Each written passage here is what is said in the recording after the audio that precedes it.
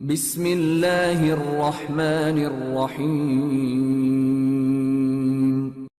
اسلام جس دن کامل ہوا ہے، جس دن اسلام سے خدا راضی ہوا ہے، اس دن کا ذکر تو آنا چاہیے۔ ایک خلیفہ کے پاس، تاریخ میں دیکھ لیں وہ خلیفہ کون ہے، ایک یہودی گیا اور اس نے کہا کہ یہ میں نے آیت دیکھی ہے کہ آج کے دن، الیوم کیا ہے نا، آج کے دن دین تمہارا کامل ہوا ہے اور اللہ تمہارے دین سے راضی ہوا ہے، یہ تو دن عید کا ہے نا، اور تمہارے ہاں یہ عید کا دن نہیں ہے۔ مجھے یہ سمجھ میں نہیں آ رہا، جس دن خدا را دن ہے، الیوم اکملت لکم دینکم، کوئی دن ہے نا، کوئی بھی دن ہو، تو یہ دن تمہارے پاس عید نہ ہو، یہ میری سمجھ میں نہیں آتا۔ اس نے کہا نہیں ہے، ہمارے ہاں بھی یہ عید ہے۔ کہا کب ہے؟ کہا عرفہ کے دن۔ عرفہ کا دن عید ہے مسلمانوں کی؟ عرفہ کے بعد عید الاضحیٰ بعد میں ہوتی ہے، عرفہ کا عید کا دن نہیں ہے۔ تو یہ عرفہ میں بھی نازل نہیں ہوئی ہے، یہ عرفہ کے بعد غدیر میں آیت نازل ہوئی۔ اسی لیے ہم جس دن اسلام کامل ہوا ہے اسے عید اللہ الاکبر کہتے ہیں۔ اب آپ کو لگتا ہے کہ پتہ نہیں ہم کسی اور بات کی خوشی منا رہے ہیں، بھائی ہم اسلام کے کامل ہونے کی اور اللہ ہمارے دین سے راضی ہوا ہے اس پر عید مناتے ہیں۔ اب اس عید کے دن کسی کا کوئی مر بھی جائے، بھائی اتنی بڑی عید ہے، اس کے مقابل میں کوئی آ رہے ہیں، روزانہ لوگ آ رہے ہیں جا رہے ہیں، ان سب کو تو نہیں دیکھ سکتے۔ بھائی عید الاضحیٰ کے دن کوئی مر جائے کیا کریں گے؟ عید منائیں گے نا، بہت ہوگا تو وہ گھرانہ نہیں منائے گا، باقی تو منائیں گے۔ غدیر عید اللہ الاکبر۔ آپ مسلمانوں کے سٹینڈرڈز پہ آ جائیں، اپنے سٹینڈرڈ چھوڑ دیں، اور ہم کبھی بھی اپنے سٹینڈرڈ سے بات نہیں کر رہے ہوتے۔ مسلمانوں کے سٹینڈرڈ پر حدیث غدیر جیسی حدیث اسلام میں دوسری نہیں ہے، نہ عبادات میں، نہ معاملات میں، نہ توحید، نہ نبوت، نہ رسالت، نہ معاد، نہ حج، نہ روزہ، نہ نماز۔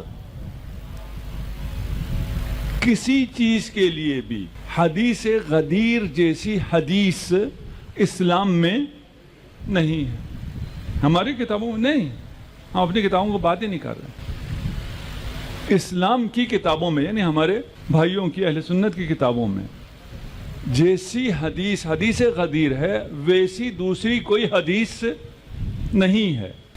فرض کر لیجئے یہ پنڈی کا سب سے بڑا مجمع ہو، اتنے لوگ کہیں بھی جمع نہ ہوئے ہوں، تو یہاں جو بات ہوگی وہ مختلف ہوگی جو 10 آدمیوں میں بات ہوگی۔ اسلام کی تاریخ میں کوئی ایسی حدیث نہیں ہے جس میں 1 لاکھ سے زیادہ صحابی کو صرف یہ حدیث سنانے کے لیے بلایا گیا ہو، اور اس میں سے ہر صحابی کو یہ حکم دیا گیا ہو کہ تم اس حدیث کو آگے اپنی نسلوں تک پہنچاؤ گے، ہر حاضر غائب تک، ہر والد ولد تک اس حدیث کو پہنچانے کا پابند ہے۔ یہ واحد واجب تبلیغ ہے۔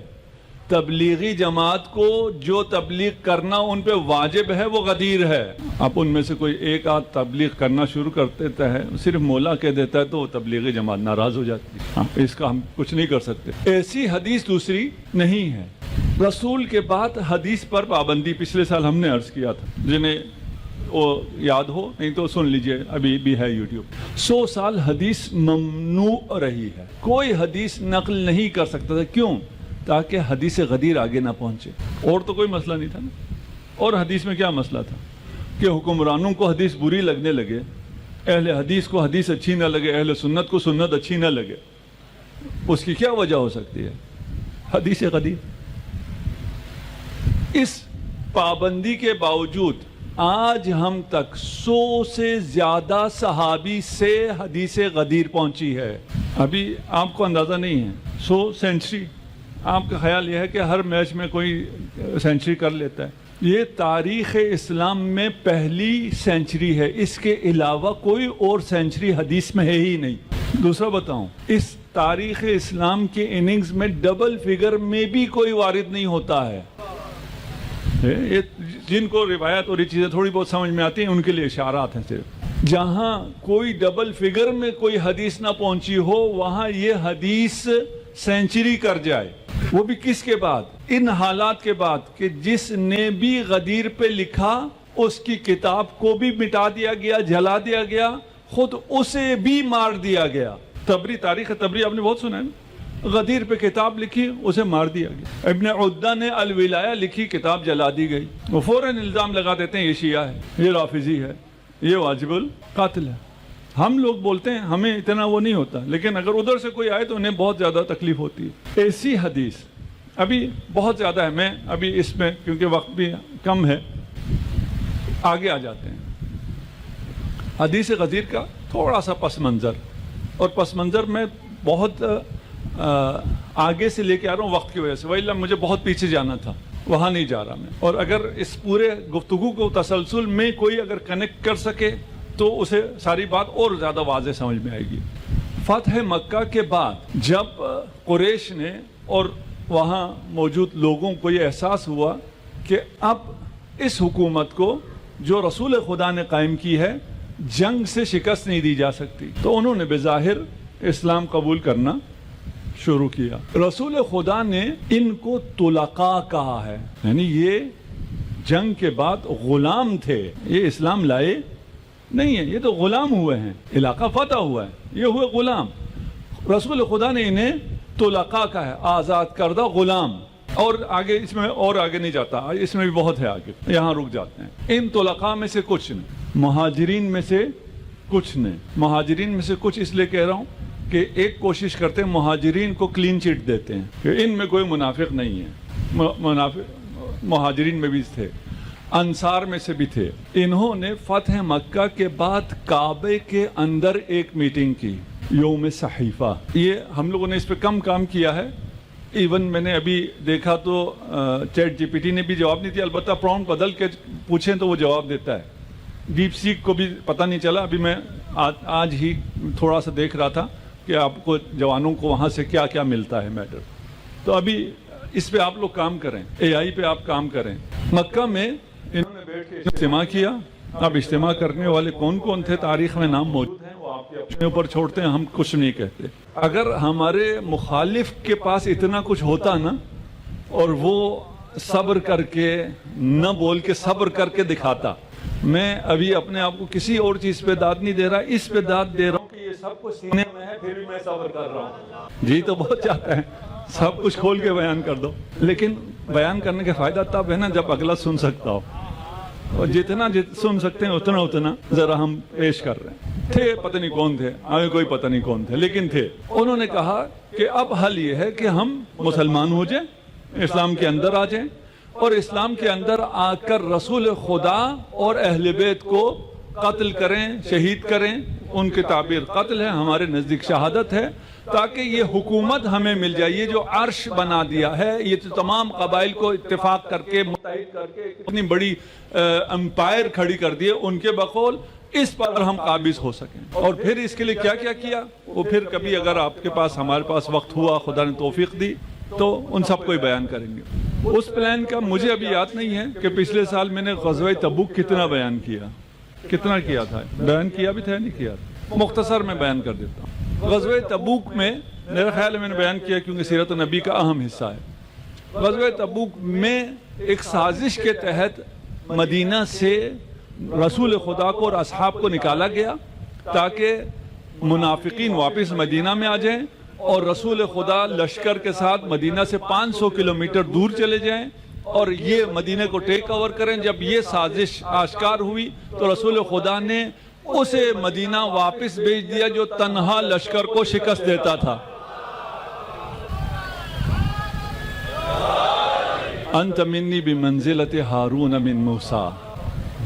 اب کتنا بڑا دل چاہیے کہ آپ کے پاس یہ حدیث ہو اور اس پہ آپ گفتگو کر سکتے ہیں اور آپ آگے نکل جائیں۔ اب یہ پلان اے تو یہ تھا کہ مدینہ ٹیک اوور کرنا ہے، علی کے ہوتے ہوئے کسی کی مجال ہے ٹیک اوور کرے، لیکن منافقین جو ایک کر کے واپس آئے۔ سورہ براءت پورا سورہ ہے اسی حادثے پہ، قرآن ہے، یہ کوئی حدیث بھی نہیں ہے، قرآن میں واضح بیان ہوا ہے۔ پلان بی انہوں نے کیا بنایا، اب نبی اپنے محافظ کے بغیر ہیں، نبی کو قتل کر دو، نبی پہ قاتلانہ حملہ ہوا. عام عوام نے، میرے خیال عام شیعہ عوام نے بھی کم سنا ہوا ہے، عام سنی عوام نے تو بالکل بھی نہیں سنا ہوا کہ اصحاب نے نبی پہ قاتلانہ حملہ کیا ہوگا، سنا ہی نہیں ہے.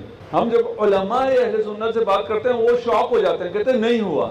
تھوڑی دیر 2-4 کتابیں پڑھا ہوا ہوتا ہے، یعنی کہ نہیں پڑھا ہوا ہوتا ہے، لیکن ذہن میں کچھ اور ہوتا ہے، نہ کوئی اور لگا کے پڑھ رہے ہوتے ہیں. وہاں قاتلانہ حملہ ہوا. اس قاتلانہ حملے کے بعد رسول خدا نے جو ارشاد فرمایا، میں بالکل مختصر کر کے نکال رہا ہوں، اگر آپ کو جن بچوں کو سمجھ میں نہیں آ رہا وہ اس کو تھوڑا سا پڑھیں یا ہماری ایک آدھ سپیچ دیکھ لیں اس موضوع پہ. فی اصحابی 12 منافقہ، یہ پچھلے سال میں نے نہیں کہی تھی، اگر بات کی ہے تو. رسول خدا نے کہا کہ میرے اصحاب میں 12 منافق ہیں. ان 12 منافقین نے مجھ پہ حملہ کیا تھا. یا رسول اللہ آپ ان کو جانتے ہیں؟ بالکل میں جانتا ہوں، میں بھی جانتا ہوں. اور بلیک باکس بھی تھا رسول خدا کا، حذیفہ، وہ بلیک باکس میں بھی ہے، سب کچھ، سب محفوظ ہے، سب جانتے ہیں. اچھا اگر جانتے ہیں تو کیوں انہیں قتل نہیں کر رہے؟ جنہوں نے رسول خدا پر قاتلانہ حملہ کیا وہ نیت نہیں ہے، انہوں نے اٹیمپٹ کیا ہے. عقبہ پہ انہوں نے آ کے باقاعدہ حملہ کیا ہے. اس پہ تو سزائے موت بنتی ہے نا. یہ گستاخ رسول ہیں یا نہیں ہے؟ ان کا تو سر تن سے جدا بنتا ہے، نہیں بنتا.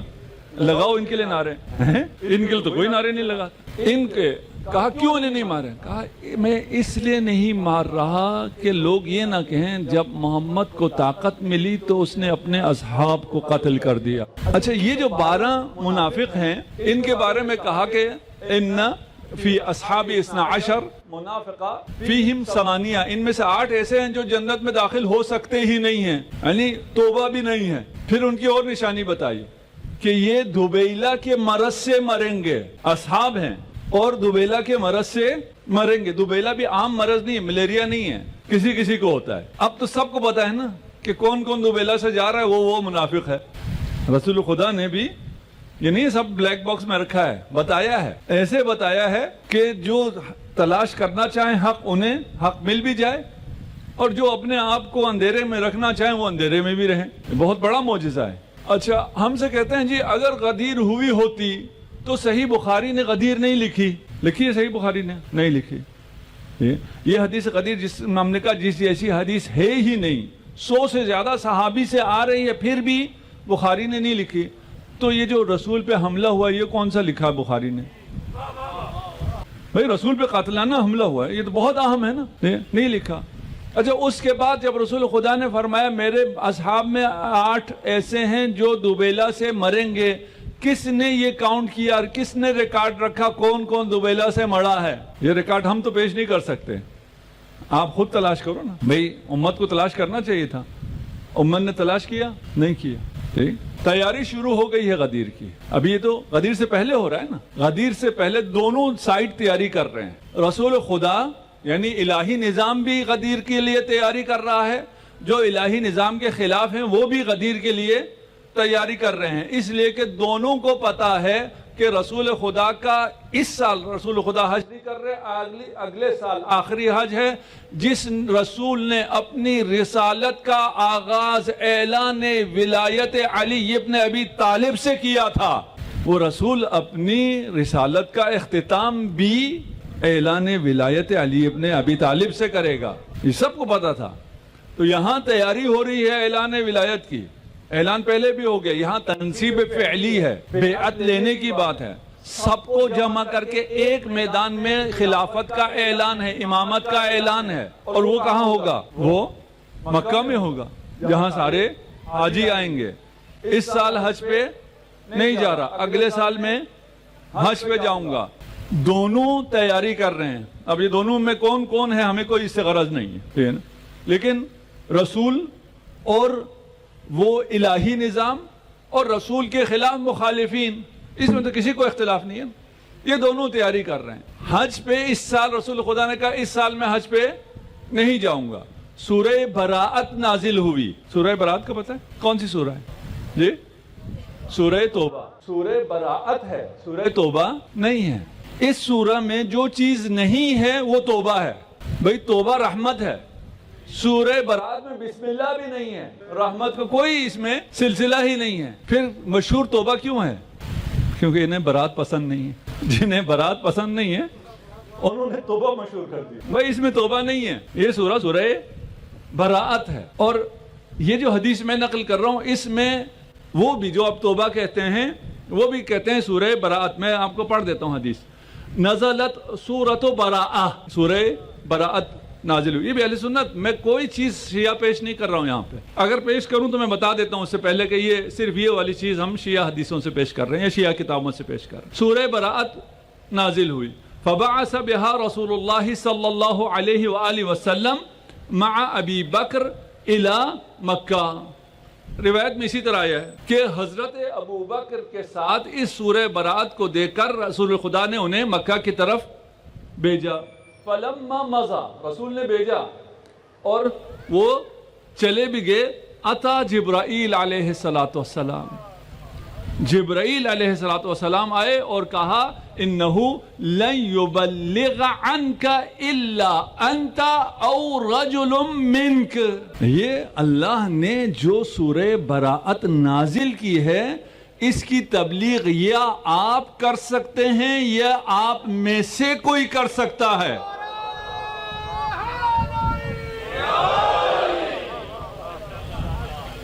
یہاں تیاری ہو رہی ہے غدیر کی. مجھے نہیں معلوم کون کون میرے ساتھ ہے. غدیر کی تیاری ہے. غدیر اگلے سال ہے. 1 سال پہلے غدیر کی تیاری ہے. ٹیزر کیا ہے؟ یہاں نصب بھی ہوا ہے اور عزل بھی ہوا ہے. یہ جو نصب ہوا ہے اور عزل ہوا ہے یہ رسول نے اپنی مرضی سے کیا ہے یا جبرائیل نے آ کے کیا ہے؟ اس میں سارا پیغام ہے. اب آپ کو سمجھ میں آئے یا سمجھ میں نہ آئے. دونوں گروپ کام کر رہے ہیں. دونوں گروپ کون کون ہیں ہمیں کوئی پتہ نہیں. ہم کس گروپ میں ہیں یہ بھی ہمیں کوئی پتہ نہیں ہے. ایک گروہ وہ ہے جو الہی پلان چلا رہا ہے, ایک گروہ وہ ہے جو شیطانی پلان چلا رہا ہے. الہی پلان کیا ہے؟ تیاری ہو رہی ہے, عزل ہو رہا ہے, نصب ہو رہا ہے, بتایا جا رہا ہے یہ عزل اور یہ نصب الہی ہوتا ہے. یہ مقام اگر دیا جاتا ہے, لیا جاتا ہے, یہ من اللہ ہوتا ہے. امام منصوص من اللہ ہوتا ہے. امام کو تم خود سے نہیں بناتے ہو. یہ اسلام کا وہ عقیدہ ہے جس پر تمام مسلمانوں کا اتفاق ہے, اجماع ہے. غلط تو نہیں کہہ گیا میں؟ امام منصوص من اللہ ہوتا ہے. امام کو نصب کرنا اللہ کے اختیار میں ہے, کوئی اور امام کو معین متعین نہیں کر سکتا ہے. یہ صرف شیعہ عقیدہ نہیں ہے, یہ سارے مسلمانوں کا متفقہ عقیدہ ہے. ایسا عقیدہ جس پہ ساری دنیا کے سارے مسلمان متفق ہیں, پھر اور کوئی نہیں ہے. اس لیے کہ آنے والا امام مہدی ہے, سب کا اتفاق ہے کہ اسے خدا معین کرے گا. اب آخری حج شروع ہو گیا, حجۃ الوداع. معلوم بھی ہے, رسول خدا نے بھی اعلان کر دیا یہ میرا آخری حج ہے. لوگ حج کی طرف چلے. رسول تیاری میں ہیں, کیسے اعلان ہوگا. شیطانی طاقتیں تیاری میں ہیں کہ کیسے رسول خدا کو اعلان نہ کرنے دیا جائے. یہاں انہوں نے کچھ کام کیے جو دوسرے گروپ نے, اب میں شیطانی بھی نہیں کہتا ان کو, جو بھی آپ ان کو نام دے دیں, ٹھیک ہے نا, اپوزیشن کے ہیں آپ, ٹھیک ہے نا, جس نے بھی آپ کے اچھے لوگوں نے, آپ کی نظر میں اچھے ہیں, تو انہوں نے کیا شروع کیا؟ انہوں نے سب سے پہلا کام یہ کیا کہ لوگوں میں یہ فضا بنائی کہ یہ جو اللہ کا رسول ہے اس کی ہر بات حکمت پر نہیں ہوتی. اگر کوئی ایسی بات کر دے جو حکمت کے خلاف ہو, ہم لوگ حکیم ہیں, ہم سب مل کے بیٹھ کے جب شورا کریں گے, اجماع کریں گے, تو وہ تو عین حکمت ہے. اگر وہ ہماری رائے کے خلاف ہو تو رسول کی رائے میں حکمت نہیں ہے, اسے منع کیا جا سکتا ہے, اسے ٹھکرایا جا سکتا ہے. ایسا ہو سکتا ہوا ہے. اچھا, پریسائزڈ ہوا ہے. ہم کوئی نعرے نہیں لگا رہے ہیں, پریسائزڈ ہوا ہے. حج میں جب احرام کھلا اور رسول خدا نے فرمایا اب احرام ختم ہو گیا اور تم جو احرام کی وجہ سے جو حرام تھے وہ اب تم پر حلال ہو گئے, ان لوگوں نے شور مچا دیا کہ نہیں یہ کیسے ہو سکتا ہے, ابھی تو ہم حرم میں ہیں, حرم میں ہوتے ہوئے ہم ایسے کام کریں. وہ آگے جو تعبیرات ہیں نا وہ 18+ کے لیے. رسول کی مخالفت شروع کر. بھائی تمہیں رسول بتائے گا نا کب احرام کھلتا ہے, کب حلال ہوتا ہے, کب حرام ہوتا ہے. لیکن رسول کی بات پر یہ باتیں شروع کر دی کہ رسول کے فیصلے سارے ماننا ضروری نہیں ہے. دوسرا کام کیا کیا؟ سب کو پتا ہے کہ اعلان ہونا ہے وصایت و خلافت و امامت علی ابن ابی طالب کا. ابھی اگر آپ کو پتا ہو، میں کوئی سیاسی گفتگو سے بچنا چاہتا ہوں، لیکن یہ کہ سمجھانے کے لیے کہ آئندہ الیکشن میں کس نے آنا ہے، اسٹیبلشمنٹ نے اس کو نہ لانا ہو تو اس کے خلاف پروپیگنڈا شروع کر دیتے، نہیں کرتے. میڈیا ان کے پاس ہے، سوشل میڈیا ان کے پاس ہے، بہت پتہ نہیں کون کون سے میڈیا ہاؤسز کے اندر بہت سی جگہوں پہ بنائے ہوئے اپارٹمنٹس میں، ادھر لڑکے بیٹھے ہوئے ہیں اور وہ شروع کر دیتے ہیں. اس زمانے کا جو میڈیا تھا اس نے علی ابن ابی طالب کے خلاف پروپیگنڈا شروع کر دیا.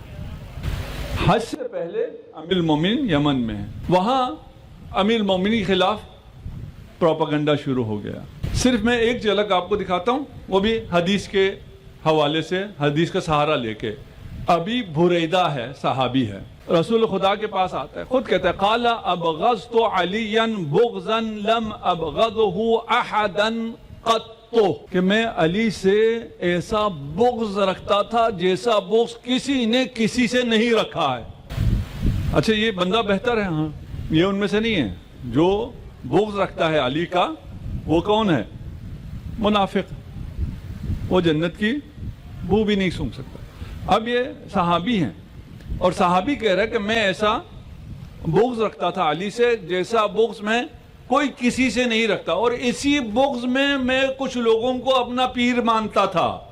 کچھ کو جو میں پیر مانتا تھا اپنا، نہ کہ ان میں کوئی کمال تھا، اس بغض کی وجہ سے مانتا تھا. بریدہ کیوں اچھا آدمی تھا؟ اس لیے کہ یہ رسول خدا کے پاس آیا اور وہ جو پروپیگنڈا مشن چلا رہے تھے اس کا یہ متاثر تھا، یہ خود اس جماعت میں شامل نہیں تھا، اس لیے اس سے متاثر ہوا اور متاثر ہو کے رسول خدا کے پاس آیا اور علی کی شکایتیں لگانا شروع کر دی. رسول کے پاس بھی. اب جو لوگ رسول کے پاس آ کے شکایت لگا رہے ہیں، اب آپ دیکھیں وہاں پہ میڈیا پہ کیا چل رہا ہے، لوگوں کی فیس بک وال پہ کیا کیا آ رہا ہے امیر المومنین کے خلاف. کہتا ہے میں ابھی یہ باتیں کر رہا تھا امیر المومنین کے خلاف، اس کے بعد درمیان میں جو وہ ہے قصہ ہے اس کو میں نے فی الحال چھوڑ دیا ہے، اسے بیان کروں گا تو اس میں بہت سی چیزیں اور نکلتی ہیں.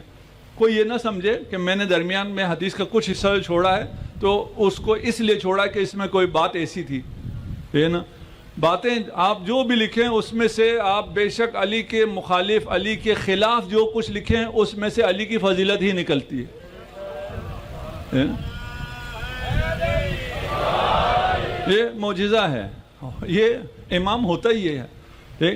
قال فامسک یدی والکتاب، کہتا رسول خدا نے میرا ہاتھ تھام لیا، یعنی چپ ہو جاؤ مت بولو. اتبغض علیا، رسول خدا بریدہ سے پوچھ رہے ہیں کیا علی سے بغض رکھتے ہو؟ قلت نعم، کہا ہاں میں بغض رکھتا ہوں. رسول خدا کو پتا تھا یہ بغض، یہ گمراہی میں لوگوں کی باتوں میں آ کے کہا فلا تبغضہ، علی سے بغض نہ رکھو. وَإِن كُنْتَ تُحِبُّهُ، دیکھیں یہ تو کہہ رہا ہے میں اتنا بغض رکھتا تھا لیکن اس کے دل میں جو طہارت تھی. امام زین العابدین فرماتے ہیں کہ کربلا کے دن میں دیکھتا تھا کچھ لوگ نزدیک آتے تھے، میرے بابا پر زخم مارتے تھے، میرے بابا ان کو مار سکتے تھے نہیں مارتے تھے. کیوں؟ اس لیے کہ جس کی 7 نسلوں میں بھی کوئی علی ولی اللہ کہنے والا ہو، امام حسین اسے نہیں مارتے تھے. امام آپ کو کتنا چاہتے، آپ کی خاطر زخم کھانا برداشت ہے لیکن آپ چاہیے. یہاں بھی رسول خدا نے اس کے اندر اس حب کو دیکھا ہے جو اسے خود پتہ نہیں ہے. یہ کہتا ہے تو میں تو اتنا بغض کرتا تھا جتنا کسی نے کسی سے بغض نہیں کیا. کہا بغض نہ رکھو علی سے، اور اگر محبت ہے تو اس محبت کو اور زیادہ کرو. قال فما كان من الناس احد بعد قول رسول اللہ صلی اللہ علیہ وآلہ وسلم احب الی من علی.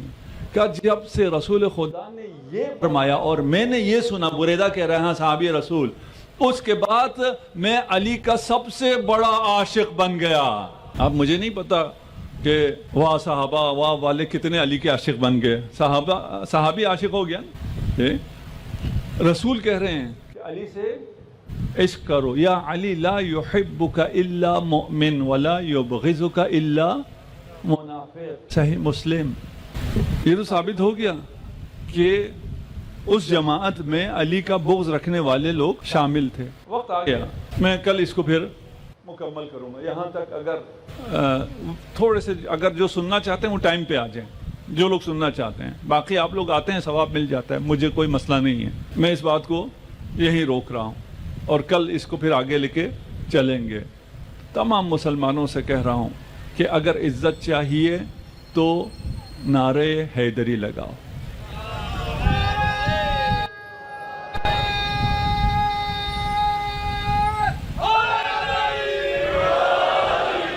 اگر اللہ کی مدد چاہیے تو یا علی مدد کہو. ابھی پہلے تو ہم صرف کہتے تھے نا, اب تو ہم نے دکھا بھی دیا ہے کہ اللہ کی نصرت یا علی مدد کہنے سے آتی ہے.